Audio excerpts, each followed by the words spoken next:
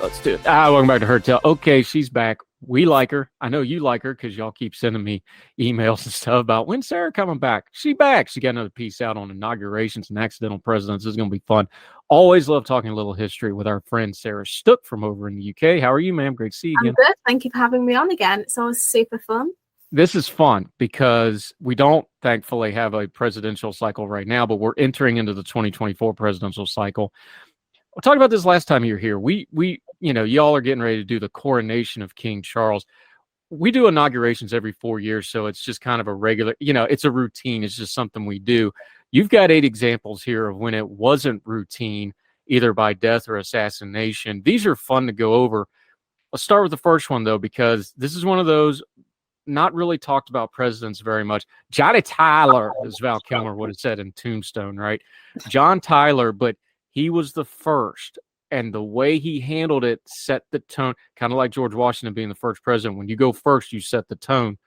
The way he handled it, because the vice presidency then was not what the vice presidency now is at all, was it? Me and my mum were rewatching Vice yesterday, and I said to her, Dick Cheney is easily the most powerful vice president that's ever been. And for majority of history, no one really gave a rubbish about them, even though, presidents' heartbeats failed, so they had to step up. So, yeah, 1841. John Tyler didn't even reside in D.C. He was just chilling out at home in Virginia. That's how irrelevant it seemed to be. Yeah, now he gets called in because William Henry Harrison gets ill and dies. They had a little bit of notice. They knew he was going to die. There was a real question whether he was actually going to be the president or if he was just going to be the caretaker. You just mentioned it, one heartbeat away. We now know that the second the president stops breathing, the vice president immediately becomes president. That was very much an issue then, though. He had to fight for that and set that standard, though, didn't he? Yeah, it was unprecedented. This had never happened before, so nobody knew what to do when something is unprecedented. Like maybe you could argue maybe Brexit was unprecedented, like things like that were first thing to happen. And the Constitution doesn't really make it super duper clear, but people probably should have thought of that when you elect really old men who walk around in swamps with no coat on. And that swamp was literal, not just, DC itself. There's another one you cover here. This is an interesting name in history because another president that's mostly been forgotten by modern, Millard Fillmore, Zachary Taylor, another president that doesn't get a lot of the pub nowadays, but two really interesting individuals. Fillmore got forgotten, not for ungood reason, because he was not a very good president. There's a lot of the pre-Civil War stuff that runs through his administration, especially just neglecting things, kicking the can down the road, not dealing with things. But Millard Fillmore's inauguration and his ascendancy to the presidency is rather interesting, even though most people have forgotten about it. For those folks that don't know who he is, walk us through it a little bit. I think the only reason he's remembered because he has a fantastic name. I think that's like the thing, isn't it? You remember somebody when they've got a strange name, and he was like the example of it. He was put on the Taylor ticket because he was from New York, and New York was super important. He basically spent most of his time in Albany or NYC, and then word came that Zachary Taylor had died, and he thought, oh, I'm president now. So Taylor lasted a little bit longer than Harrison, but everybody lasted longer than Harrison, apart from maybe Liz Truss. Liz Truss, you know what? I'd have to look it up. It's I think Truss got him by just a little bit. Yeah, it's not much. It's like a really small margin. They didn't do the lettuce thing back then, but if they did, the lettuce would have won that one. The Compromise of 1850 is the dominant thing about Millard Fillmore. For folks that don't remember this, this is one of those piles of tinder that was laying around that helped spark the Civil War. It involves slavery. He tried to basically just kick the can of the question down the road, and it really blew up on him where he made everybody mad, made the situation far, far worse. And then, of course, 11 years later, we have an all-out Civil War. But that's really what he's more remembered for besides just his ascendancy as a vice president. Yeah, it's one of those historical what-ifs, isn't it? Had Zachary Taylor done a full term, would that kind of thing happened? It's the same for every president. Had Kennedy lived, would he have done the Civil War? If Reagan had died, what would Bush have done? There's so many what ifs, and that is a really interesting one. But I think Zachary Taylor probably would have done the same kind of thing. because he wasn't a politician, really. He was a soldier, and that's why people were surprised he died. Old rough and ready, all strong and tough, suddenly dies because he's got diphtheria or gastroenteritis or something like that. So yeah, I think it's one of those. It was a tricky political situation. The obvious answers to people today would be just free the slaves because slavery is awful. But something like that back then would have been, a non-entity. It wouldn't have happened like that. So I can understand them wanting to kick the can down the road, but it really didn't help, as evidenced by the Civil War. Yeah, and you wrote about it before. There's quite a bit of evidence. We think of presidential assassinations, bullets, something like this, something big and spectacular. McKinley got gut shot and took quite a while to die. Lincoln's assassination, JFK's on video, so that one's really big. There's pretty good evidence he may have just died because they had bad water at the White House. Like, that's almost inconceivable. You want to talk about times changing? We had a president die probably because he had contaminated drinking water in the White House. People like a good conspiracy theory. It's why people think Warren G. Harding was poisoned by his wife. I mean, to be fair, she had good reason. He was a terrible husband, but he had a heart attack. He had really poor heart. Things like that happen. Though it didn't help with the fact she refused an autopsy. Makes her look a bit sketch. If you get her on a true crime website, everyone will be like, the wife is hiding something. Sarah's Stuck joining us. All right, another guy with a great name for a president, Chester A. Arthur, not to be confused with all the other Arthurs out there. Here's another one, kind of like Tyler. He was a window dressing vice president. He wasn't part of Garfield's administration anyway. He spent most of his time not even in D.C. He basically stayed in New York. This is another really interesting one where this guy was never supposed to be president, and then because of what happened, became president. It's the second one where they came from an assassination, not just a death. You obviously had Lincoln and Johnson before that. And Garfield, he sort of lingered for a few days, whereas like Lincoln died like overnight. Garfield, lingered for a couple of days and everyone was umming and ahhing and they thought he was going to be okay. And then, it wasn't okay. He was quite poorly. And that's when, Arthur was called and they said, look, you need to come.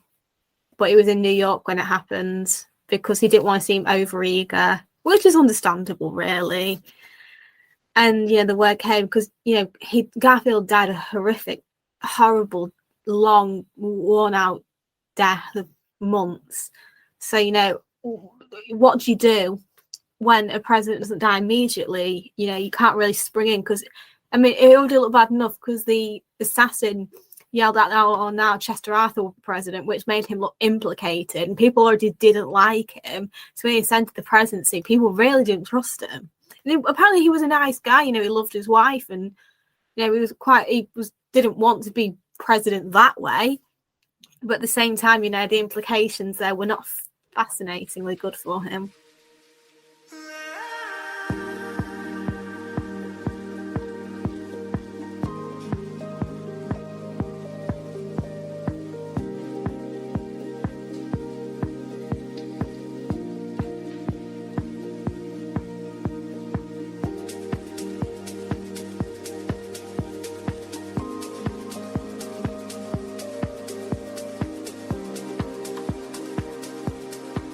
Arthur's a really interesting one because he was really upset by this assassination, even though they weren't really friends or close whatsoever. But it really weighed on him that he got the post. He's the only president or the last president, I guess I should say, who did not have a vice president himself. He's mad that, isn't it? Like, that's how you became president. Then you're like, oh no, I don't need one.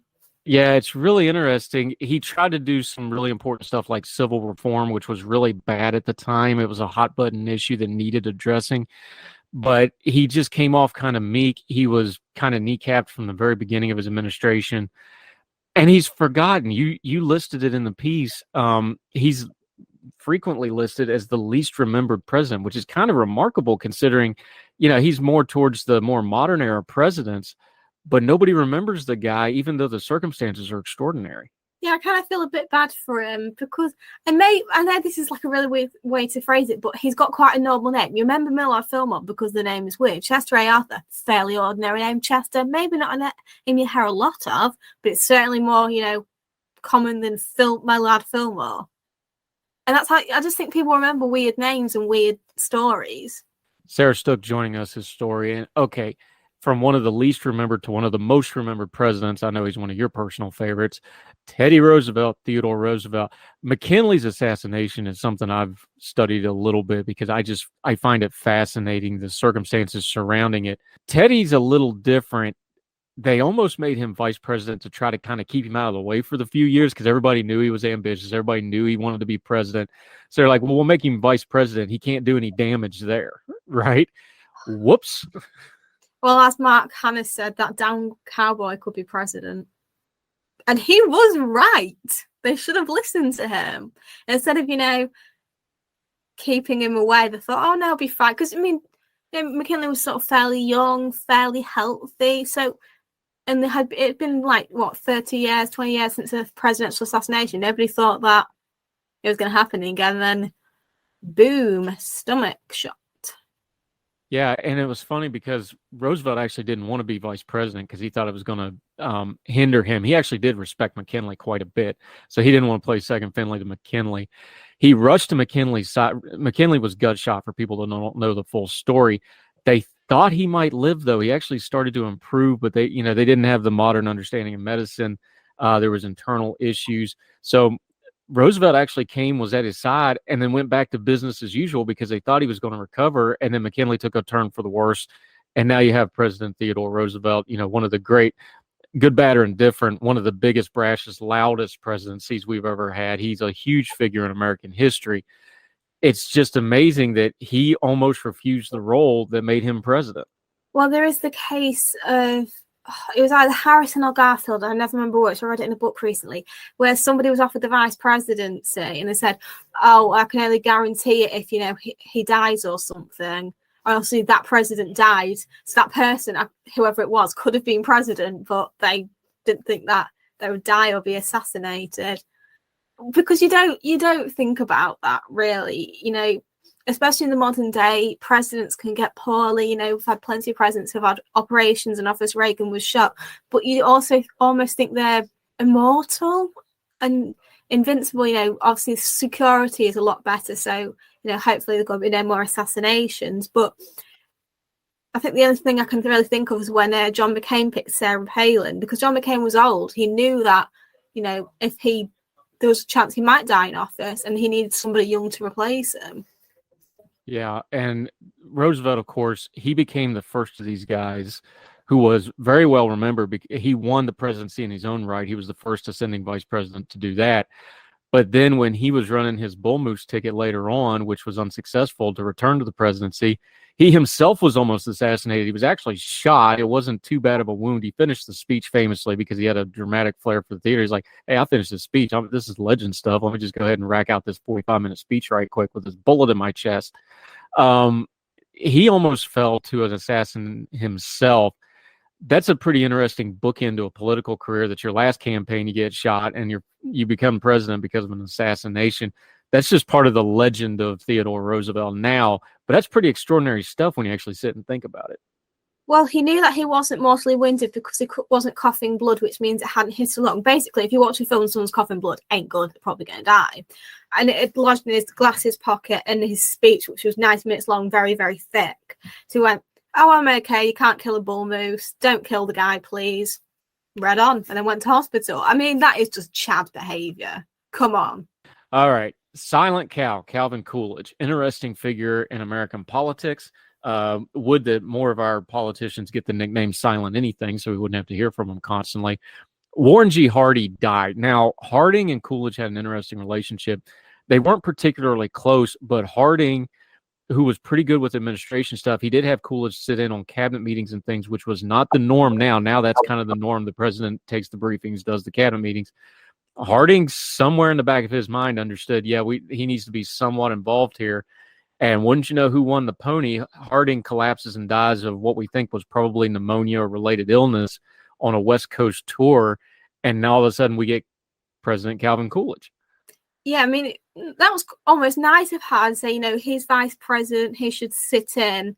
I mean, that's pretty sensible. I know he was a bit of an interesting character, but it was sensible. But it helped Coolidge because he wasn't actually that close to Harding. So when years later all the stuff came out about Teapot Dome and all the corruption, all the sex scandals, Coolidge was clean because there was nothing on him doing anything really naughty. He was hands off, but he was, a faithful husband. There's no major scandals. So that, helped him a lot. But obviously, the Harding thing was covered up for quite a while.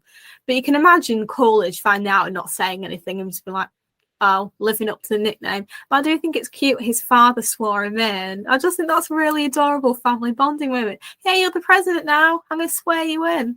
Yeah, so the thing with Coolidge, too, is he had something that happened to a lot of these guys. He actually ended up taking the oath of office more than once. Now, this has happened a couple times. This has happened recently where they had, remember, John Roberts, they redid it just to make sure because he bumbled a word and they just wanted to make sure. So they did it again, even though it was, the legalities of it. This was another one. He actually took the oath twice just to make sure they got it right. How in the world are we still fumbling the oath of office at this point, just doing it over and over again to make sure we got it right, like it's some kind of magic spell? Well, because they weren't sure if it was legitimate under his father, because his father was like a notary of the public, but it wasn't like a proper federal judge. So this happened with another president. They weren't sure if it counted. That's why they did it. It wasn't fumbling the words. They just weren't sure it technically counted. And they wanted to do it in public as well, because he did it in the middle of nowhere with no electricity or phone lines. Hence why it took ages for them to locate him. Similar to Roosevelt, because he was literally climbing a mountain when word came, and there was nowhere near civilization. Yeah, but what could be more American than getting sworn in by a notary republic? And your father. I said, that's really sweet. A notary. Yeah, that was a play on words. I said notary republic, but that's funny.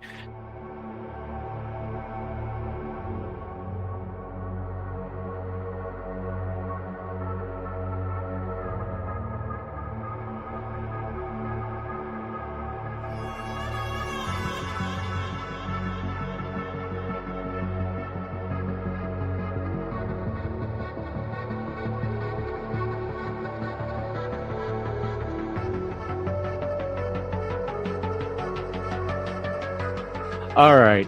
Sarah Stoke joining us. Very famous vice president that ascended for a couple of different reasons.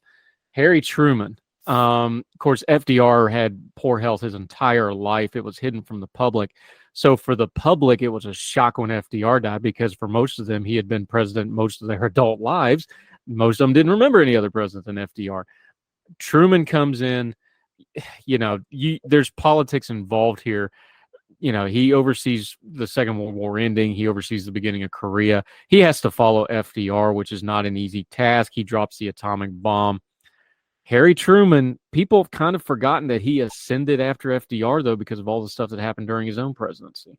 Well, yes, because FDR was, like you said, very poorly, but it wasn't until photos of the Yalta conference came out that everyone realised how, pale he was. It was said that Stalin and Churchill were aghast when they saw him. If you see pictures, he's so frail and so tired looking. It's clear that something is wrong. But the reason Truman was chosen, partially because they knew that Roosevelt had a good chance of not making the term. They knew he was poorly, so they needed to pick someone who would be decent. So the first Roosevelt's first vice president was seen too conservative for Democrat. The next was seen as too left wing. So Truman was like the compromise candidate.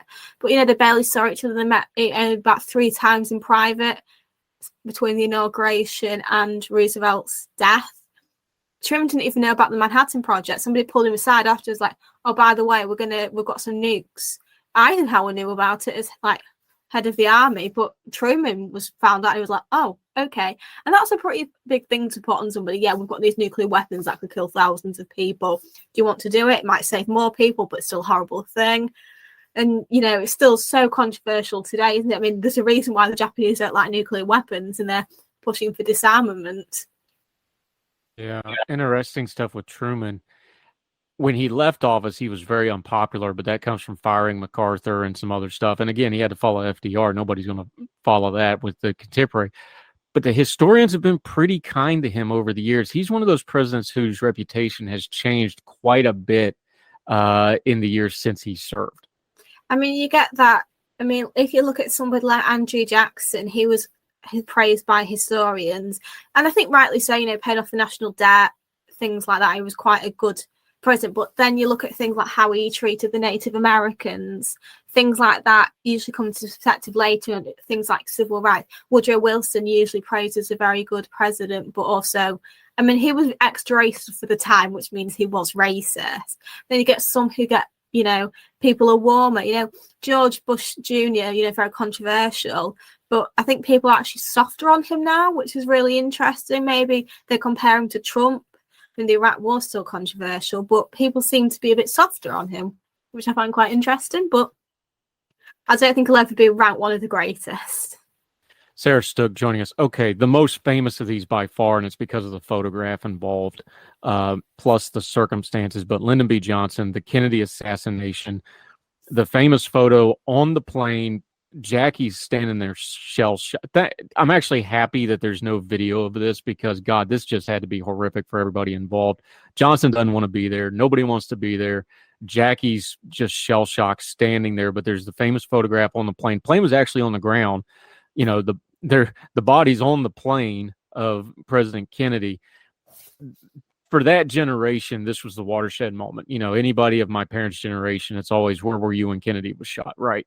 This is just an indelible image in the American psyche. So by far, this is probably the most famous of these on your list. But there's some interesting background into all this, you know, and a little tidbit of history. The only woman to ever swear in a president happened right here. I'm called Sarah because it's the best name. Okay, that was a cheap pop. But anyway, interesting stuff surrounding this, not just because of the Kennedy assassination, but Johnson getting sworn in on the plane, the woman that swore him in. Just give us a little of the background on this one. Well, it was a year, just about a year before the next election, and Texas, which had been solidly Democrat for many, many years, as well as the other parts of the South, was starting to look a bit like it could slip through Kennedy's fingers. So Kennedy and Jackie, who usually didn't go to these things, but they've become quite close since the death of their infant son Patrick, she joined him, the Johnsons, and Governor Connolly and his wife, Connolly would later become a Republican. He was quite a conservative Democrat. So, you know, they did a whistle-stop tour of some other cities, and then in Dallas, at about, you know, midday, obviously Kennedy was shot. Governor Connolly was also shot. There was a bystander whose cheek was nipped, and obviously the police officer Tippit, who would also be killed by Oswald later in the day. So obviously the Connollys and the Kennedys were about 2 cars ahead of the Johnsons, and then obviously shots rang out, went to Parkland. Johnson and Mr. Johnson put safely away in a room. Then somebody walked in and called Mr. Johnson president, which is when Mr. Johnson would later say that's when I knew, because he was referred to as Mr. President. And this happened very quickly. You know, Kennedy was shot midday, 12, died at 1 p.m. and about half an hour later, Johnson was sworn in. So this happened in 2 hours, which is a very, very quick 2 hours. It's like the length of a film.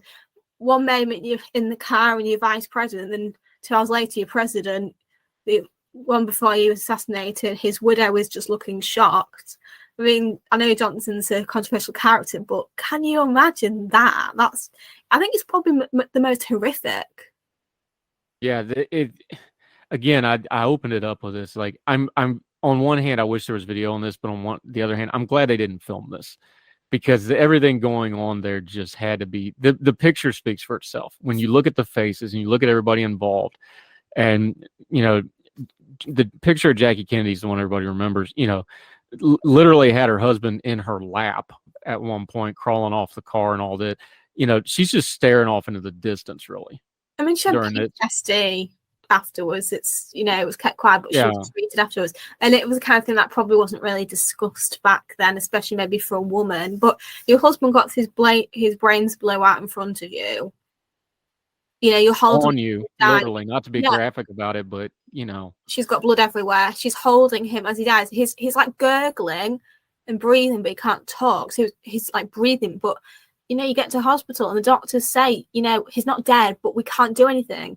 I wrote an article a while back about presidential deaths and whether they could have been prevented. And I said, even in this day and age, because he had his brains bled out, even the best neurosurgeons in the world could not do it. He would have died.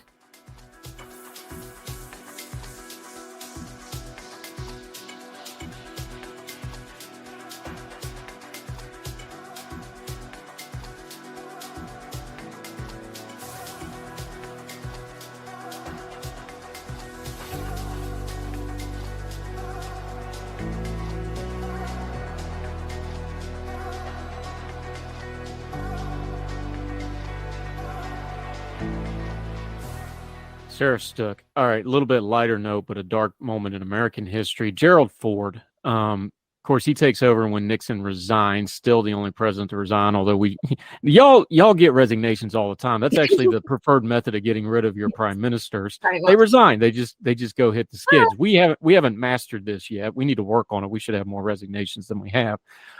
Ford comes in. He bites the bullet and pardons Nixon just to try to get the country moving. He's got one of the worst economies modern America has ever seen, which kneecaps him. Still overperforms what people thought he was going to do in the election. He holds off a guy named Ronald Reagan in the primary temporarily, loses to Jimmy Carter. Ford's another one of those guys where you kind of go, great human being, perfect man for the job at the time, probably not a great president with the circumstances, but his rise is one of those where it's a good how he handled it probably made it a lot better than what it probably could have been or should have been. Yeah. Ronald Reagan, I wonder whatever happened to him. I don't know. I think he made some commercials or something. Yeah, I mean, they picked Ford as the vice president because they knew Nixon was in trouble, and they needed somebody who was universally liked and respected. Everybody on the Hill on both parties, he's an upstanding man, no scandals, he's good at his job, and he wanted to be speaker. And he thought, oh, vice president, nice way to end my career. And then they were getting ready to go live at the vice presidential address. And then somebody came and said, yeah, these tapes coming out on Monday. It's not looking too good. And Ford turned to Betty and said, I don't think we're going to be living in the vice presidential house. Basically, him probably the first and only accidental president to kind of know his fate beforehand. Interestingly, he's one of the very few, here's how the vice presidency has changed. It would be a political scandal to change your vice president in the middle of an administration now. He had to replace, of course, a vice president that was scandalized, but people forget Lincoln went through a couple different vice presidents before getting to Andrew Johnson, which, of course, Johnson got impeached. Johnson got impeached. Johnson showed up to his swearing in under Lincoln so drunk that they had to send him home. Johnson's probably not a great example. People forget vice president was an interchangeable part. Ford replaced a vice president. But he also replaced one on the ticket. He replaced Rockefeller with Dole in 76. So he did the same thing. And then he did the same thing. But if Biden was to replace Vice President Harris, that would be almost, I know the internet clamors about stuff like this, but that's just unheard of now. You would never do that now. It'd be political suicide. It'd be seen as but the vice president was seen as an interchangeable thing. It's really, really changed now, hasn't it? Yeah, I still think the vice president probably doesn't have as much power as you would think for somebody who's a heartbeat away from the presidency. Now, like I said earlier, I think Dick Cheney is definitely the most powerful we've had because, Bush let him basically have, obviously we don't know the whole thing, Bush essentially let him have free reign. I mean, Kamala Harris probably does have her, she does have her constitutional duties of being over the Senate, but I think she's sort of been pushed into a role of, going and doing speaking engagements. Because you forget that most of the time, presidents and vice presidents aren't friends. The only one who were genuinely close were Carter and Mondale. They've either had a good working relationship or some really hated each other, like Calhoun and Jackson, who wanted to kill Calhoun, though he did want to kill a lot of people, to be fair. So, yeah, and to be fair to President Biden, I think him and her really do get along. And I think he wanted that above everything else because him and Obama really got along when President Obama. But, I think he wanted that to be a non-issue. I think he wanted to be a congenial relationship, a working relationship. So to President Biden's credit, I think he really does get along with her. And I think that was his goal, was to have a vice president. They don't need to be best mates, but as long as, they work. I mean, there's, a generational 20-odd year generational gap, but there's been plenty of many different generations, so you can expect that. And so long as they don't, I mean, there's always been rumors that they're briefing against one another, but years later after the Obama-Biden administration, it came out that Obama had his worries about Biden, so maybe it wasn't as close as we thought. But so long as they sort of don't actively want to kill each other, and it works for the country, obviously, because that's the most important part. I think that'll be the model going forward, though. Bush and Cheney, Cheney had a portfolio he took care of. He did the foreign policy stuff. Biden, although the Obama administration was very different, Obama gave him some very public stuff to do. whether it was ceremonial or not. He gave him stuff to do. Biden and Vice President Harris, he goes out of his way to give her some shine on stuff. I think that's the model going forward, though. I think it's going to be a working relationship presented that way, whether they get along or not, at least publicly facing. I think that's the new model, at least for the next couple cycles. Yeah, I mean, I'll see if Trump runs again, which, he probably is, and he does actually get to the nomination and picks a vice president. It's not going to be Mike Pence again. But it'll be interesting to see if he does pick someone he gets along with, because I think him and Mike Pence are like totally different people who, maybe were polite to each other, but I don't think there was any love lost. So it'll be interesting, but, you don't know. He might run it as an independent. He might pick a Republican. You never know. I'm thinking Ron DeSantis will probably win the nomination for the Republicans, barring a major catastrophe. Who will he pick? You don't know, because you've got to look at, it's not just about who's your friend, it's about geography, maybe if they're a minority, things like that. That tends to, be way more important than if you like them as a person. Yeah, it'll be interesting to watch. And of course, we know President Trump pretty well by now. There is nobody that he won't put underneath the bus. So good luck to anybody that gets that job as vice president nominee with him. Sarah Stook, always enjoy talking to you. This is an elections-daily.com. We love those folks a lot. These are great little historical pieces to have. We'll link to the whole thing. Sarah, let folks know where they can find you and follow you until we get you back on Her Tell again. So we've continued with presidential runners-up. We're getting into about the 1920s now. For the Mallard, I'm writing about consorts, but I'm also going to do a piece about surrogacy because that's been in the news recently, and I think that's quite an interesting thing. And I also have a piece out for the Mallard about 10 fictional women who don't suck, based purely on the whole Velma situation and how strong, independent women are written in the media who usually are just not that good. Yeah, and you've wrote about this before. There's so many historical women that need some Hollywood attention. It'd be nice if they'd go through some of them first, but we'll talk about that next time. Sarah Stook, always enjoyed the conversation. Thank you, ma'am. Bye. Religion is at the intersection of our 21st century life, even if we don't express a faith. At a time when it seems that religion isn't as prevalent as it once was, it still leaves its mark everywhere. As a pastor, I know that religion isn't something I just do on a Sunday, but it's found in every nook and cranny of my life. Sexuality, politics, social media, the economy, war, nationalism, all have some kind of religious angle to them. And as a communicator, I want to find the stories that can help people understand this part of our society that is so important to so many. Hi, I'm Dennis Sanders, and I'm the host of Church and Main. Church and Main is a podcast about the journey of faith and where it intersects with modern life. I look at faith with a journalist's eye, asking the who, where, what, why, and how religion affects some of the major issues of the day. Join me as we journey together. You can listen to Church and Main podcasts at the website churchandmain.org or on your favorite podcast app. I look forward to seeing you. Folks, you've heard of Ethan Brown on the Heard Tell show a couple of different times, but if you're interested in learning about how to discuss things like climate change without all the politics and doom and gloom, head over to his podcast, The Sweaty Penguin.